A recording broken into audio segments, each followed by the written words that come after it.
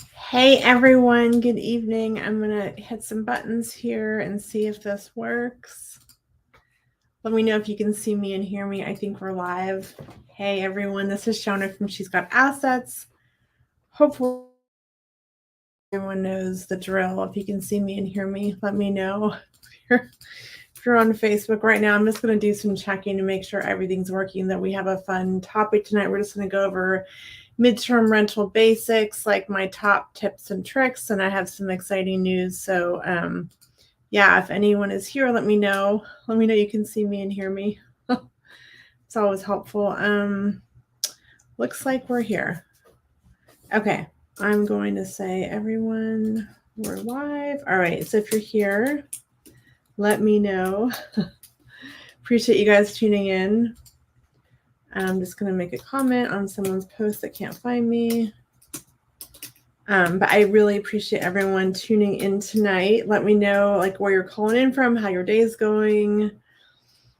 And then we're going to jump in. I have a fun presentation to share with lots of tips and tricks. And I'm going to talk about the midterm rental course. So yeah. Okay, I'm just doing some admin stuff here. Sorry, I'm running a few minutes late. Okay. All right, if anyone's here. All right. Hey guys, hey Gil Marie, hey Nancy, hey Michelle, hey Loretta. Thank you for tuning in. Let me know you're calling in from Texas, Loretta. Awesome. Appreciate it. Okay, I'll give everyone like another minute. And then I'm going to do a screen share. Let's hope this works. It's always fun. Okay, let me just rearrange a few things here. And yeah, super fun topic. It's just kind of all about midterm rentals, going over the basics again, talking about the course, be a live Q&A at the end. So I'm going to go ahead and present. I'm going to share my screen. Okay. All right, let's hope this works. All right, can everyone see my screen? Please let me know. I'm not in presentation mode. Let's make that a little prettier. Hopefully that works. Okay. If everyone can see it, let me know. Hey, Susan from Seattle. Thanks again for tuning in. So I'm Shona. I'm the founder of She's Got Assets.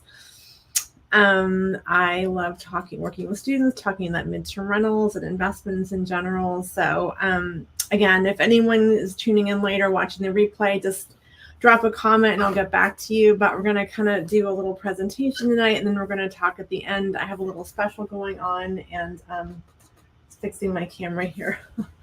And then we're going to talk about, how to work with me and how the course works. All right, so this presentation is how to 2x your cash flow with midterm rentals. I'm Shona from She's Got Assets.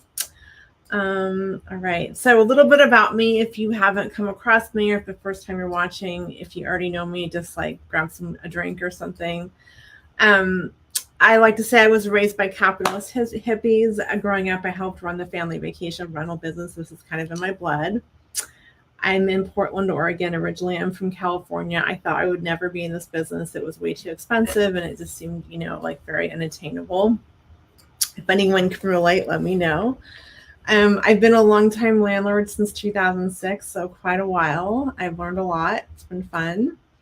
Like I said, I live in Portland, Oregon with my family. We have a mix of long-term and midterm rentals. Definitely love my midterm rentals.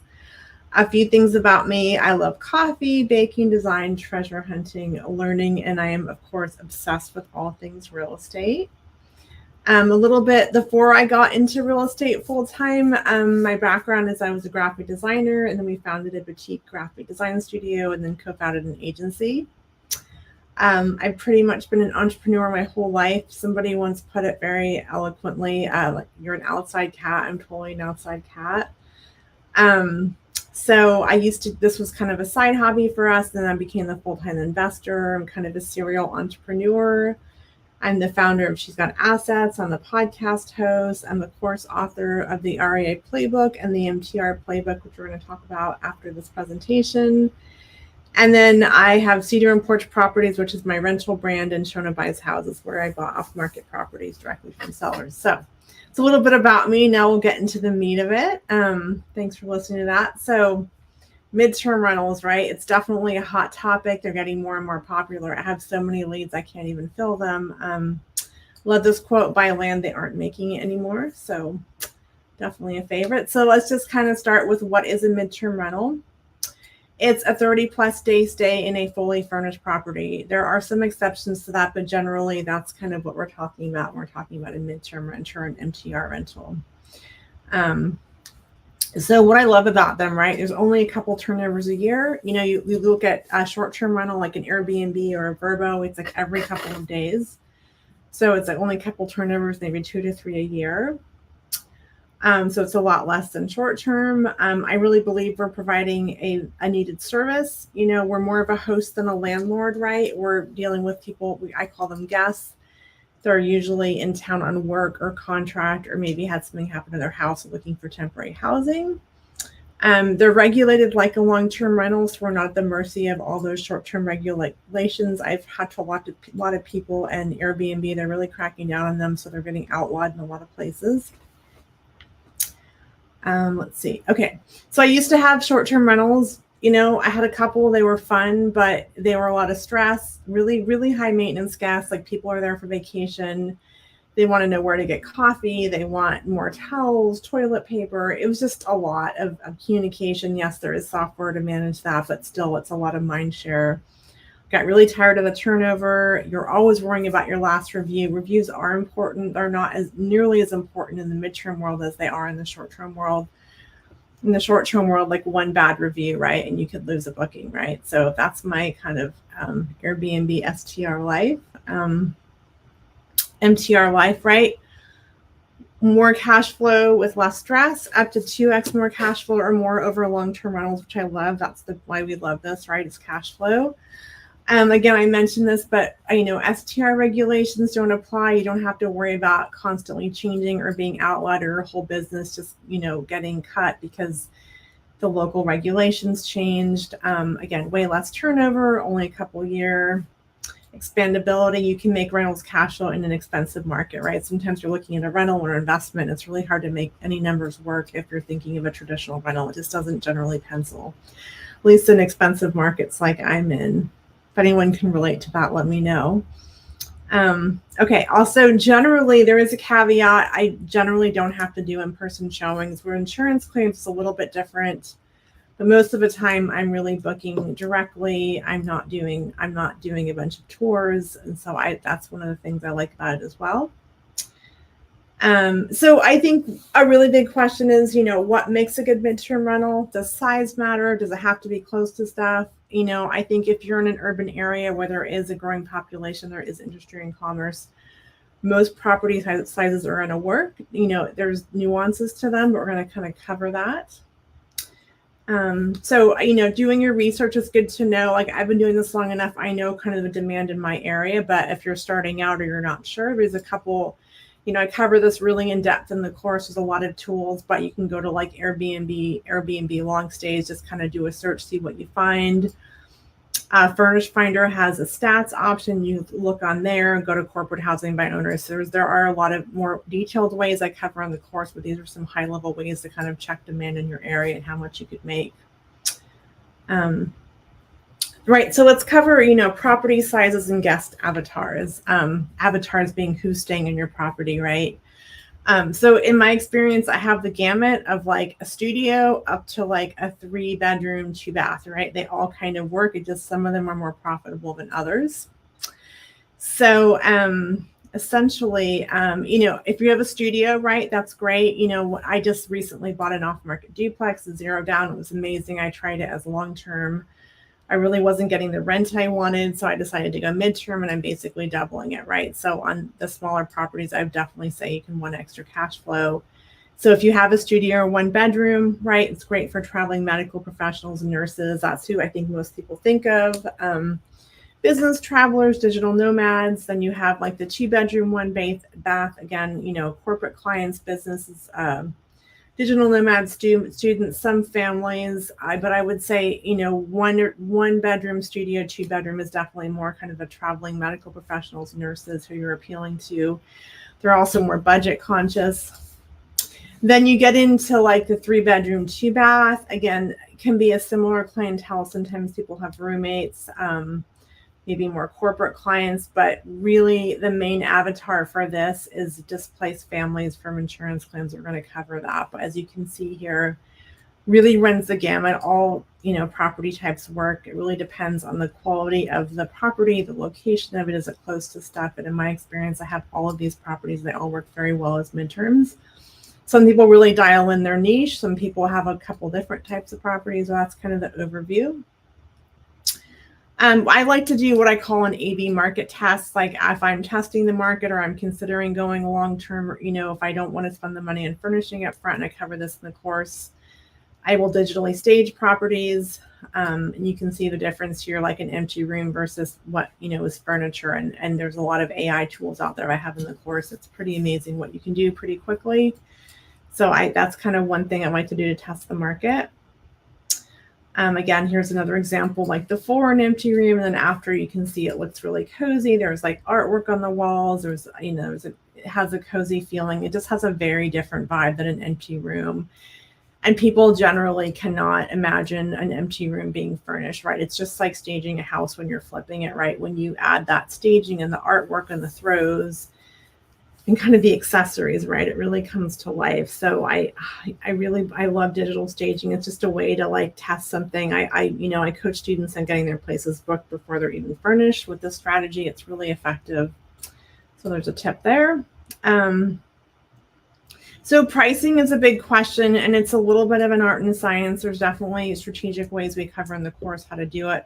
I like to kind of know, like, what is my long-term rent? Like, that's just my baseline. Okay, it would make this as a long-term. I kind of want to know what that is. Is that worth going midterm? If I'm getting a premium for long-term, look, I may not want to go midterm. You can check on Furnish Finder for comps, Airbnb, and you can try like 2x over long-term rent to test the market and kind of see what kind of interest you get. I would like to start high and then back off of that. Those are some quick tips. We go into that in more depth in the course.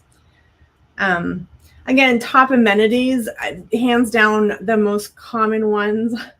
Most people have pets. I know people are very nervous about pets, but you are cutting yourself out of a huge audience. So if I can't emphasize it enough, like, please be pet friendly. You don't have to be, but you're just going to miss out on a lot of business. And there's ways to protect yourself with, pet rent and pet fees that I cover in the course. So I just highly recommend being pet friendly if you can stomach it.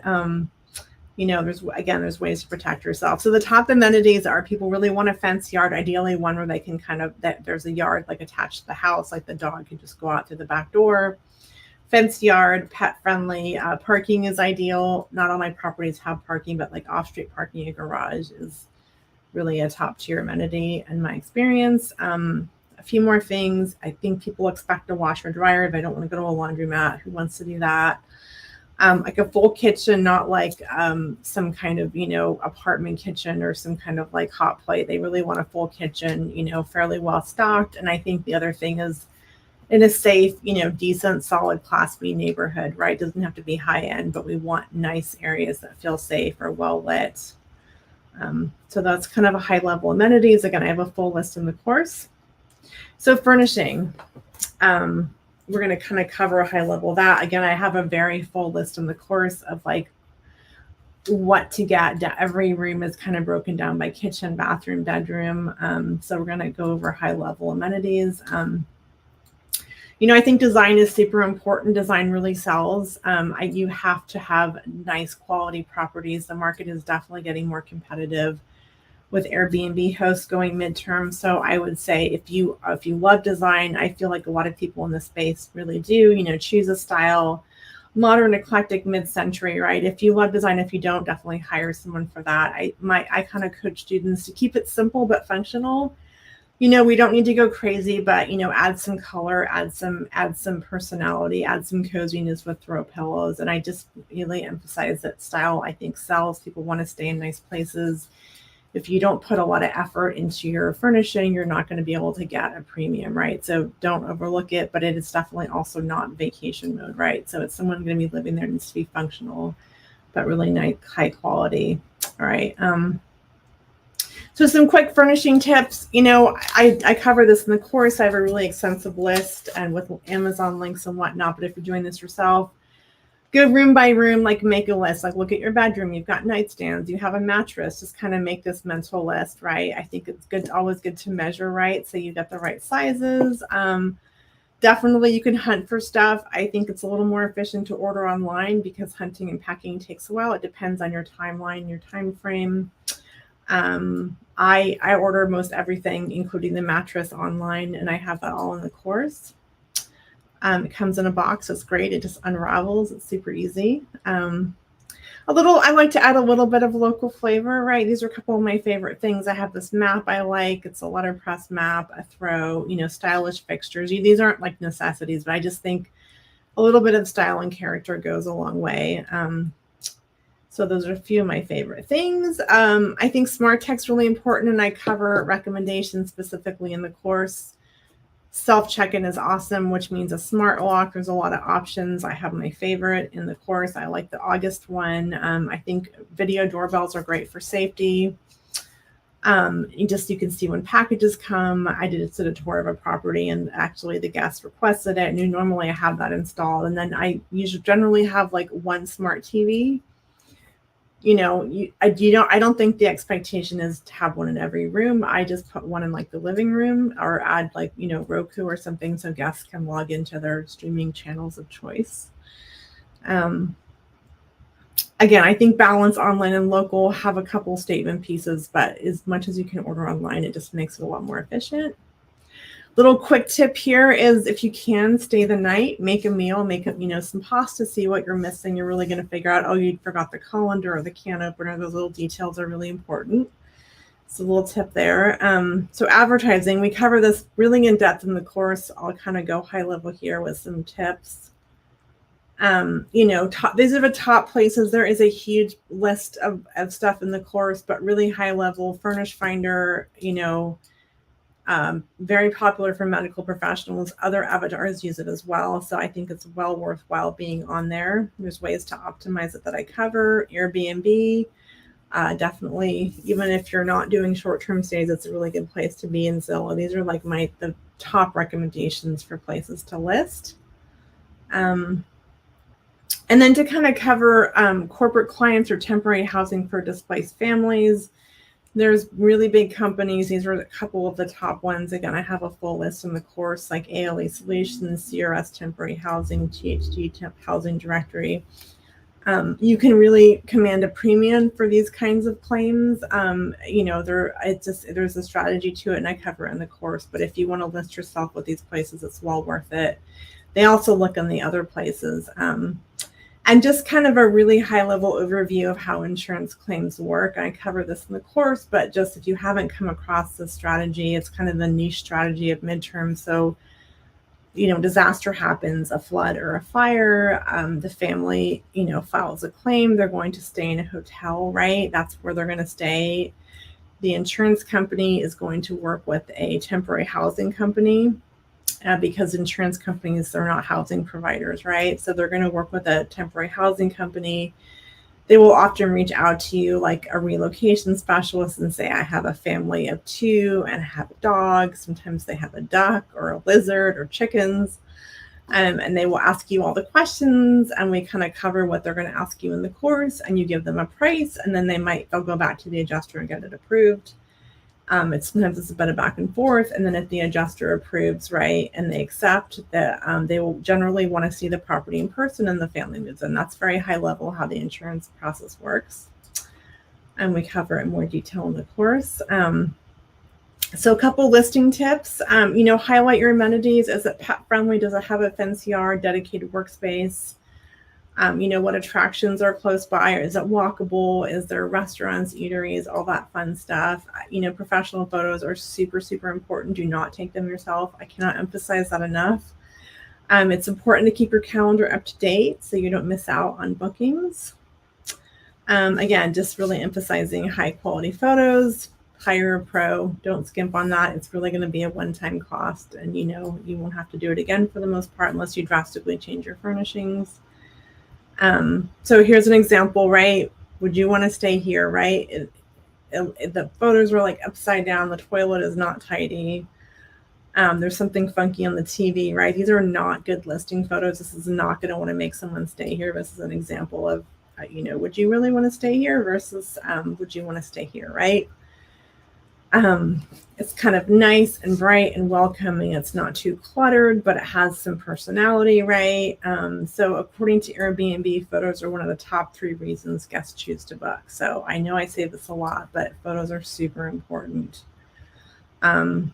I also coach my students in the course to do like a video tour and a virtual tour. I kind of talk about how to do that in the course, but it just as much information as you can give guests, I think it's really helpful. And sometimes you cannot do in-person showings if you have all of that. So then really we're going to do a high-level management overview. So I coach students that, basically how to do direct bookings. We have to, we collect an application for every adult. I always recommend to students, do a background and credit check, verify employment. There is some nuance to that. If they're coming through an insurance claim, they are paying for that. So I generally don't require that. If it is a traditional midterm, I'm going to check references. I have some tips and tricks in the course on services that I use for that, but I think it's really important to do a thorough check on your tenants or guests, right? Because they are staying in your property. We are dealing with long-term landlord-tenant laws. So a couple of case studies, just some numbers, right? We all love that part. This is the Bungalow Craftsman Duplex. It's like a 2-bedroom, 1-bath. It's fairly cozy. I get between $2,500 and $2,700 a month for that. This is an example of like a very cozy, it's like a 1-bedroom, right? It's under 400 square feet. I get anywhere from like $1,200 to $2,500 a month for this, right? So you can see like as a long-term rental, this would get a lot less than that, right? So you can really see where you're getting a premium for the fully furnished midterm properties. These are some of the bigger properties. These are all insurance claims, right? So there's a property, this is a 3-bedroom, 2-bath.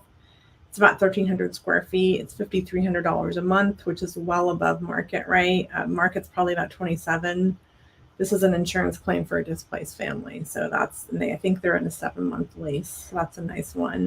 This is a duplex. This is really cozy. It's a 3-bedroom, 1-bath, but it's like 700 square feet. So it's pretty small.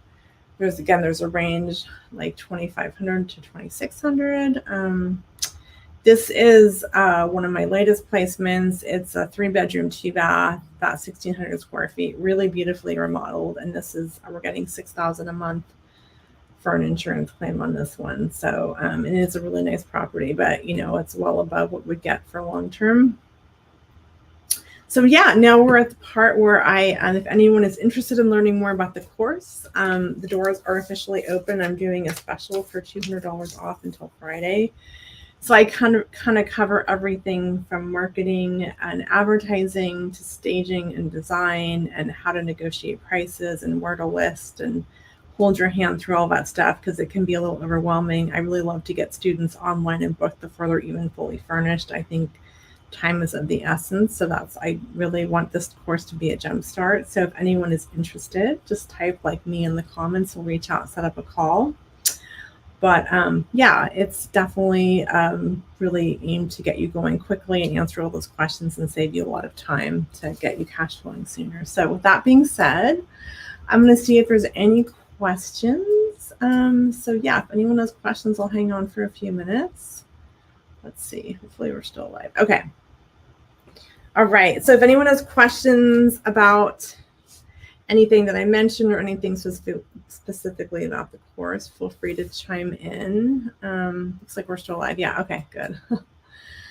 But yeah, I definitely love the midterm strategy. It's definitely a bit of a learning curve. There's a lot of nuance to it. There's different avatars, but I think, it's really providing a service, like I said, and it's really fun, getting that family in there that's been displaced by a disaster in their home, or maybe someone traveling for work, just knowing they have a place to come to. So yeah, any questions? I'll hang on for a few more minutes. Again, if you're watching this afterwards, just if you're interested in the course and interested in that discount, hit me up. We can book a strategy call and see if it's a good fit. You can sign up from there. hopefully this gave you some insight and some value into kind of how midterm rentals work. But yeah, there's definitely a lot that goes into it. It's not hard. It's just a lot of steps. And for a lot of my students, it really helps. Yeah, the investment for the course is if you pay up front, it's normally $3,000. I am offering $200 off till Friday, and there is also a payment plan that you can opt in for. So I believe it's like $1,200 a month if you choose the payment plan. Happy to cover that more. But yeah, my goal is for anyone that signs up that we're getting you out there and listed and, even advertised before you're even fully furnished and maybe even feel like you're ready, because bookings can come in really quickly or they can take a while. But I really want you to get as much exposure as possible, figure out your pricing, right? Figure out your demand so you can kind of know that and, get a booking and then get it furnished quickly. I've furnished things very fast, so nothing like a deadline. Yeah, good question. Any other questions before I let you guys go for the evening? Yeah, but I definitely, it's all a little more about the course. It's so it's when you sign up, you get immediate access to all the on-demand modules, all the SOPs, all the downloads, like the furnishing list and how to price it and a lot of things like that. And then and how to do like proposals. That's kind of the on-demand piece. And there's also included, there's weekly coaching calls. You get to call in and talk about whatever you're looking for help on and hand holding or whatnot. That is weekly. And then there's also one-on-one calls. So if you need to let's just get a jump start on things, you need some strategy or help with something, you can book a one-on-one call with me. That's just, it's half an hour. I am adding as part of this bonus thing, like a one-on-one call for an hour. It's like a kickoff call. It's like, hey, where are you at? Do you have the property? Where are you at in furnishing it? Have you figured out your pricing? We're going to tackle all that stuff, where to list, kind of a plan for it. Also, if you want to join with a partner, it does come with a partner membership. So the two of you can join and they can join all the calls. They get immediate access. There's also a private Facebook group just for students. The course is lifetime access. So I'm always updating it and tweaking it as I learn new strategies and new things. You get lifetime access to the course and lifetime access to the private Facebook group. The live coaching is like 3 months of live coaching, kind of hand holding. But after that, you always have lifetime access to the course as long as it's there. So yeah, any other questions before I let you guys go? And if you're watching this after the fact and you want to book a call, I can drop a link in, just, comment and I will follow up. So yeah, I don't see any other questions. Thank you guys so much for tuning in. Really appreciate the time. I know it's all different time zones and this is a little late for some people, but yeah. And if you guys have questions, if you're watching it after something I covered, you're welcome, Loretta. Thanks for tuning in. Just feel free to drop them in there. But if not, I'm going to sign off and have a great evening, everyone. Again, I'd love to work with you guys. This special is until Friday and the doors close. So I'll be sending out a few reminders, but feel free to follow up with me if you're interested. Yeah, I appreciate you guys tuning in. Have a good evening.